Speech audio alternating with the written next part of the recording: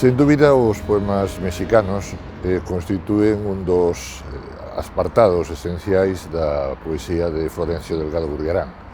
Realmente,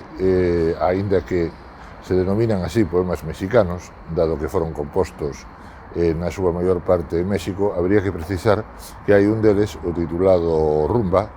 que o poeta engadiu dentro do conxunto, pero que en realidade foi escrito moito antes, xa que realmente xa figura na antoloxía que non se chegou a publicar de Filgueira Valverde, da antoloxía da lírica galega, que está prevista para 1937, polo tanto é un texto que ten que ser anterior á Guerra Civil e que o poeta pois incluiu dunha maneira un tanto sorprendente neste conxunto. Chámase poemas mexicanos e, efectivamente, obedecen á experiencia vital e á experiencia profesional, dado que actuou no estado de Michoacán, no centro oeste de México,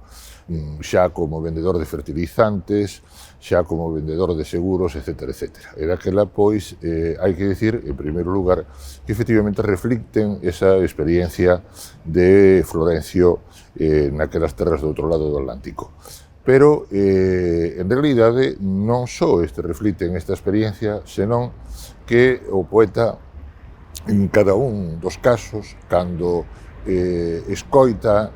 contempla, analiza realidades mexicanas, en todo momento fai unha comparación con as outras realidades que deixou atrás, que deixou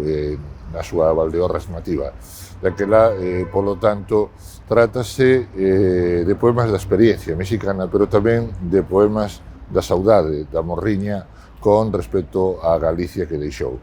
Eu creo que un dos máis significativos é naquel no que fala de Morelia, cando pasea polas rúas de Morelia, capital do estado de Michoacán, e contempla o granito de Morelia, o poeta non pode evitar nun momento pensar que está contemplando a Casa da Troia, que está contemplando as rúas de Santiago de Compostela, e daquela, polo tanto, Morelia é, como el describe, unha Compostela loira. De aí que tal vez sexan algúns dos textos máis significativos de Delgado Gurriarán e, desde logo, son poemas que nos enchen de emoción e nos transmiten esa experiencia terrible, pero ao mesmo tempo intensa, das xentes que tiveron que participar forzadamente, neste caso, na diáspora galega.